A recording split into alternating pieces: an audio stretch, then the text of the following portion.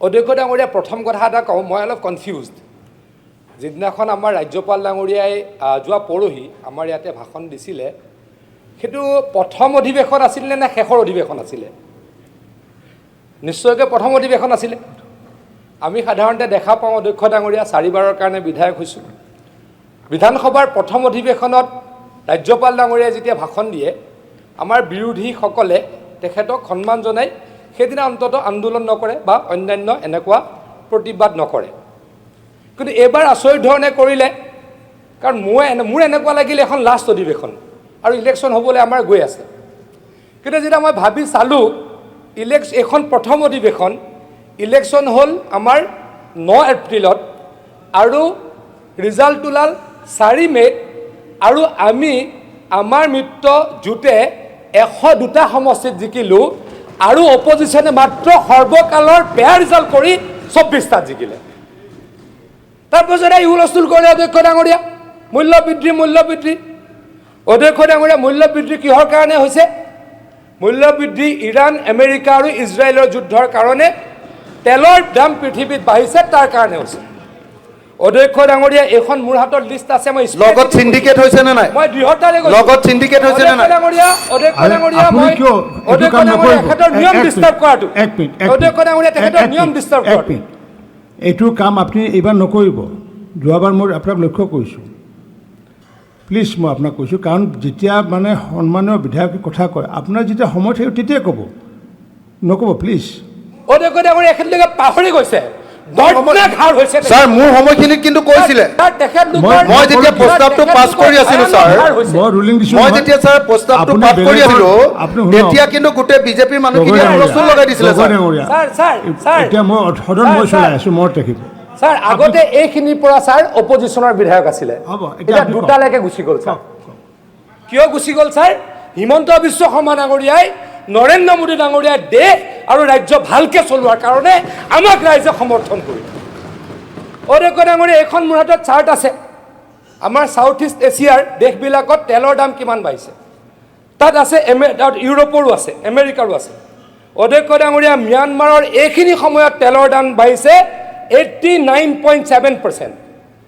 মালয়েছিয়াত তেলৰ দাম বাঢ়িছে অধ্যক্ষ ডাঙৰীয়া 56.3%।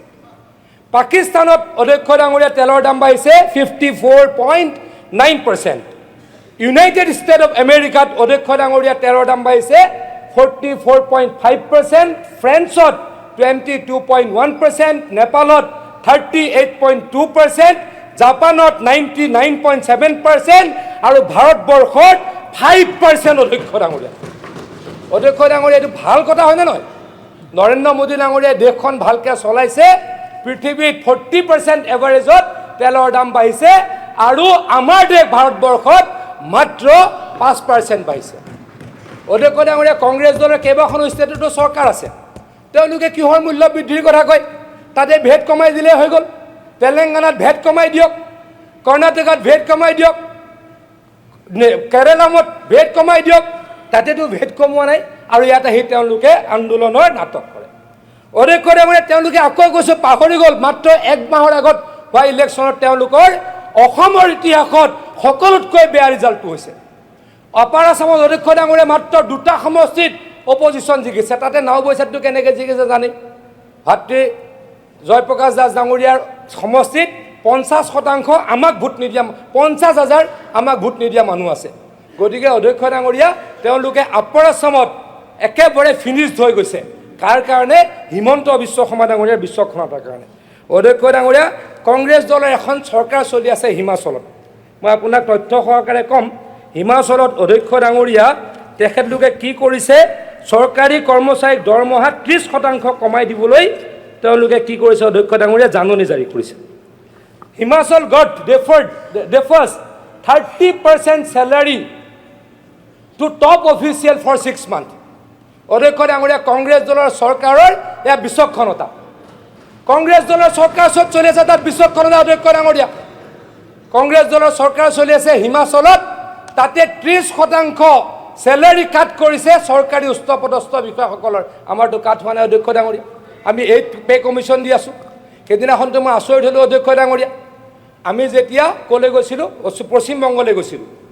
তাত 7 পে কমিশ্যন চলি আছে অধ্যক্ষ ডাঙৰীয়া 6 পে কমিশ্যন চলি আছে আৰু আমি অসমত 8 পে কমিশ্যনৰ কথা কৈ আছোঁ যিদিনাখন কেন্দ্ৰীয় চৰকাৰে দিয়ে বহাই সেইদিনাখন লগত অসম চৰকাৰে বহাবই বুলি অট'মেটিক সিদ্ধান্ত লোৱা আছে এয়া কোনে কৰিছে অধ্যক্ষ ডাঙৰীয়া হিমন্ত বিশ্ব শৰ্মা ডাঙৰীয়াই কৰিছে এয়া হৈছে বিচক্ষণতা আৰু সেই বিচক্ষণতাৰ কাৰণে অধ্যক্ষ ডাঙৰীয়া আমি আকৌ কৈছোঁ এই যোৱা সময়খিনিৰ সকলোতকৈ বেছিকৈ ভাল ৰিজাল্ট কৰি এইবাৰ জিকি আছোঁ অধ্যক্ষ ডাঙৰীয়া মই কেইটামান সৰু কথা ক'ম এগৰাকী সদস্যই কৈছে যে আমি 5খন উন্নত ৰাজ্যৰ মাজলৈকে যাব পৰা নাই হয় অধ্যক্ষ ডাঙৰীয়া 5খন উন্নত ৰাজ্যৰ মাজলৈকে যাব পৰা নাই কাৰণ আগৰ যে ঘাঁহবিলাক আমাৰ গাত আছে সেইবিলাকতো ভাল হোৱা নাই অধ্যক্ষ ডাঙৰীয়া কিন্তু যোৱা 5 বছৰ ৰিজাৰ্ভ বেংক অফ ইণ্ডিয়াৰ যি report fastest growing state economy অধ্যক্ষ ডাঙৰীয়া Assam the handbook of statistics of Indian states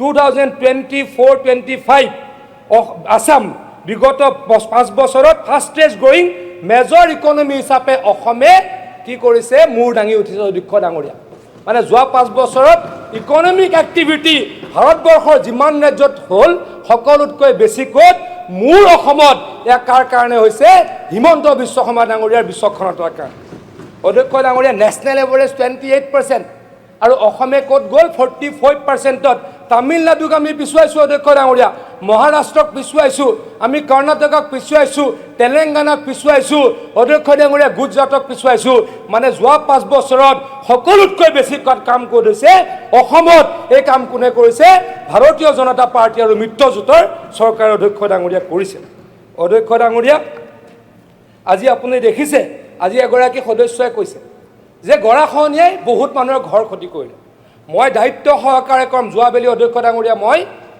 জলসম্পদ বিভাগৰ মন্ত্ৰী আছিলোঁ যোৱা 5 বছৰ সকলোতকৈ কম অধ্যক্ষ ডাঙৰীয়া গৰাখহনীয়া হৈছে তেখেতে স্বীকাৰ কৰিব তেখেতৰ সমষ্টিত য'ত হৈছে 85 কোটি নে 90 কোটি টকা দি এবাৰ কাম আৰম্ভ কৰিছোঁ বাৰিষা কাম আৰম্ভ নহ'ল কাৰণে এতিয়া চাগে কাম আৰম্ভ হৈ গৈছে মই এতিয়া এইকেইদিন ডিপাৰ্টমেণ্টটোত নাই অধ্যক্ষ ডাঙৰীয়া আজি যদি লাহৰীঘাটৰ কথা খবৰ লয় লাহৰীঘাট অপজিশ্যনৰ বিধায়ক আছে অধ্যক্ষ ডাঙৰীয়া লাহৰীঘাটত 500 কোটি টকা দি গৰাখহনীয়া আমি নাইকিয়া কৰিবলৈকে কাম কৰিলোঁ এই কাম আৰু কৰিম অধ্যক্ষ ডাঙৰীয়া আমি অসমৰ ৰাইজক প্ৰতিশ্ৰুতি দিছোঁ অধ্যক্ষ ডাঙৰীয়া আৰু বেছি নকওঁ মাত্ৰ এটা কথা ক'ম 1 মিনিট আছে আগতে কোৱাৰ চান্স নাপাওঁ অধ্যক্ষ ডাঙৰীয়া আগতে মন্ত্ৰী আছিলোঁ বহুত সদস্যই কয় লোনৰ কথা কয় ডিবেট কৰিব হ'লেই পলাই দিয়ে এদিন ক'বলৈ চান্স লৈছিলোঁ এজন বিধায়কে খুব বেছি লোন লৈ খৰব হৈ থাকে তেওঁ ইয়াৰ পৰা উঠি গুচি গ'ল অধ্যক্ষ ডাঙৰীয়া অসমৰ লোন এই মুহূৰ্তত প্ৰায় 2 লাখ কোটি টকা অসমৰ লোন 2 লাখ কোটি টকা